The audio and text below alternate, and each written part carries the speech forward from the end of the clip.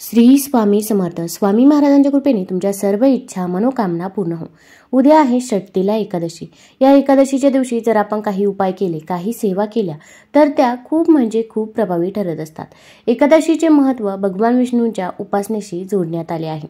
या दिवशी पूजेमध्ये तिळाचा अनेक प्रकारे वापर केला जातो. तिळाने स्नान करणे, तिळाचे हवन करणे, तिळाचे दान करणे, तीळ असलेले अन्न खाणे, तीळ मिसळलेलं पाणी पिणे आणि देवाला तिळाचा अभिषेक करणे असे केल्याने भगवान विष्णूंचा आशीर्वाद आपल्यावरती राहतो.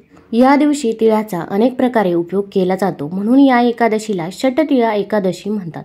पुराणात असेही सांगितले आहे, जितके तीळ तुम्ही या दिवशी दान कराल तेवढ्या पापातून तुम्हाला नक्कीच मुक्ती मिळेल. या षटतिला एकादशीचे महत्त्व पौराणिक कथांशी जोडण्यात आले आहे. हिरण्यकश्यपने भक्त प्रल्हादावर केलेल्या अत्याचारामुळे भगवान विष्णू क्रोधित झाले. त्यांच्या क्रोधाच्या घामामुळे पृथ्वीवर तिळाचा जन्म झाला असे म्हटले जाते. त्यामुळे हिंदू धर्मात तीळ पवित्र मानण्यात आले आहे. षटतिला एकादशीला तिचे विशेष महत्त्व आहे. आता या दिवशी आपल्याला काही उपाय देखील करायचे आहे. अंघोळच्या पाण्यामध्ये काही वस्तू टाकायची आहे, पण त्यासोबत काही उपाय करायचे आहे की ज्यामुळे आपल्या आयुष्यातील दुःख, दारिद्र्य, गरिबी ही नक्कीच संपेल. तसेच भरपूर वेळा आपल्या घरामध्ये नजरबाधा देखील झालेली असते. त्यामुळे आपण कोणतंही काम हाती घ्या, ते काम व्यवस्थितरित्या पार पडत नाही. त्यामध्ये अनेक अडचणी, अडथळे, संकटे येत असतात. तसेच मुलांची देखील पाहिजे तशी प्रगती होत नाही. घरामध्ये आजारपण देखील सतत चालू राहतं. घरामध्ये पैसा येत नाही. तर या सर्व समस्या दूर होण्यासाठी या एकादशीच्या दिवशी कोणते उपाय करावे, कोणत्या सेवा कराव्या हे जाणून घेण्यापूर्वी तुम्ही चॅनलवरती नवीन असाल तर चॅनल लाईक करा व सबस्क्राईब देखील करा. कमेंटमध्ये श्री स्वामी समर्थ किंवा ओम नमो भगवते वासुदेवाय लिहायला विसरू नका. या एकादशीच्या दिवशी आपण सकाळी लवकरच उठायचं आहे. अगदी तुम्ही ब्रह्ममुहूर्तावरती उठलं तरी पण चालेल. ब्रह्ममुहूर्तावरती आपण जी काही पूजा करतो, जी काही सेवा करतो त्या सेवेचे आपल्याला अगणित फळ मिळत असते. कारण की त्या वेळेमध्ये वातावरणामध्ये देखील शांतता असते आणि आपण जी काही पूजा करतो, सेवा करतो त्या सेवेमध्ये देखील आपले लक्ष लागत असते. या दिवशी कुणासोबतही आपण भांडण, तंटे, वादविवाद करायचे नाही. घरामध्ये जरी भांडणं झाले तरी पण आपण जी काही पूजा करतो त्या पूजेमध्ये आपले लक्ष लागत नाही. या दिवशी सकाळी लवकर उठल्यानंतर पहिल्यांदा आपले 2 हात जोडायचे आहे आणि आपण ओम नमो भगवते वासुदेवाय, ओम नमो भगवते वासुदेवाय या मंत्राचा 11 वेळा जप करायचा आहे. त्यानंतर दोन्ही हात आपल्या चेहऱ्यावरून फिरवायचे आहे. तसेच या दिवशी आपण आपल्या घराची शुद्धी करणे देखील तितकेच महत्त्वाचे आहे. आपण जेव्हा घरामध्ये फरची पुसत असतो तेव्हा त्या पाण्यामध्ये आपल्याला काही वस्तू टाकायच्या आहे. तर आपण थोडंसं खडे मीठ टाकायचं आहे, पिवळी मोहरी टाकायची आहे, चिमूटभर हळद टाकायची आहे आणि आपण गोमूत्र देखील टाकायचे आहे. या वस्तू टाकून आपण या दिवशी फरची पुसायची आहे. मीठ आणि पिवळी मोहरी ही नकारात्मक ऊर्जा शोषून घेत असते. तसेच हळद ही नकारात्मक ऊर्जा शोषून घेत असते. त्याचसोबत हळद भगवान विष्णू व माता लक्ष्मीला अत्यंत प्रिय आहे आणि हळदीमुळे माता लक्ष्मी ही आपल्या घराकडे आकर्षित होत असते. या सर्व वस्तू टाकून आपण फरची पुसायची आहे. यामुळे नकारात्मकता नक्कीच दूर होईल. अगदी या सर्व वस्तू मिळाल्या नाही तर मीठ आणि हळद ही प्रत्येकाच्या घरामध्ये असतेच. भरपूर वेळा आपण घरामध्ये मांसाहार करत असतो किंवा बाहेरून देखील आपल्या घरामध्ये भरपूर व्यक्ती येत असतात. त्यांनी देखील मांसाहार केलेला असतो किंवा त्यांच्या मनात देखील आपल्याबद्दल नकारात्मकता असते. प्रत्येकालाच आपले चांगले वाटते असे नाही. त्यांच्या मनामध्ये असणारी नकारात्मकता देखील आपल्या घरामध्ये कुठेतरी प्रभाव करत असते आणि आपली घराची, मुलांची, पतीची प्रगती कुठेतरी खुंटत असते. त्यामुळे आपण या पाण्याने फरची ही पुसायचीच आहे. अगदी आठवड्यातून एकदा तरी असे पाणी करून तुम्ही फरची पुसा. बघा, तुमच्या घरामधील नकारात्मकता नक्कीच दूर होईल आणि घरामधील नकारात्मकता दूर झाली की आपल्या घरामध्ये सकारात्मक ऊर्जा येते आणि आपली सर्व कामे व्यवस्थितरित्या पार पडतात. घरामध्ये पैसा यायला देखील सुरुवात होत असते. तसेच या दिवशी उंबरठ्यावरती देखील पाणी शिंपडायचं आहे. पाणी घ्यायचं आहे, पाण्यामध्ये हळद टाकायची आहे. असं पाणी उंबरठ्यावरती शिंपडायचं आहे. यामुळे माता लक्ष्मी आपल्या घराकडे आकर्षित होईल.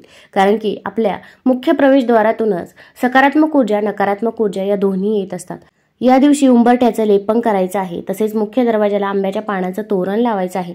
दरवाजावरती स्वस्तिक काढायचं आहे. दरवाजा स्वच्छ पुसून घ्यायचा आहे. हळद घ्यायची आहे. हळदीमध्ये गोमूत्र टाकावं आणि त्या हळदीने आपण मुख्य दरवाजावरती स्वस्तिक काढावं. स्वस्तिक हे शुभतेचं आणि मांगल्याचं प्रतीक समजलं जातं. जिथे स्वस्तिक काढलं जातं तिथे नेहमी शुभ कामे ही होत असतात. तसेच आपल्या किचनच्या भिंतीवरती देखील अशाच प्रकारे स्वस्तिक काढायचं आहे.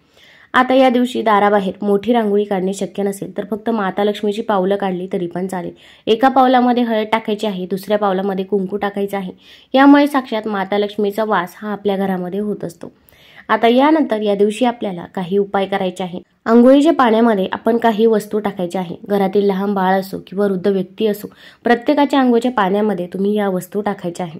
तसेच घरामध्ये असे काही व्यक्ती असतात की ते आपलं अजिबात ऐकत नाही किंवा त्यांचा या गोष्टींवरती विश्वास देखील नसतो. त्यांच्या नकळत देखील तुम्ही त्यांच्या अंघोळीच्या पाण्यामध्ये या वस्तू टाकाव्या, कारण की त्या आरोग्याच्या दृष्टीने देखील आपल्यासाठी खूपच चांगले आहे.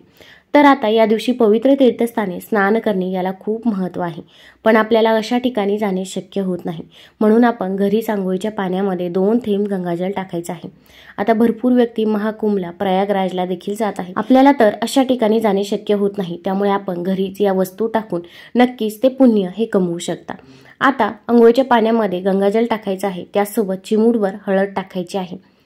तसेच ही षटतिला एकादशी आहे, त्यामुळे या एकादशीला तिळाला खूप महत्त्व आहे. आपण अंघोळीच्या पाण्यामध्ये काळे तीळ टाकायचे आहे.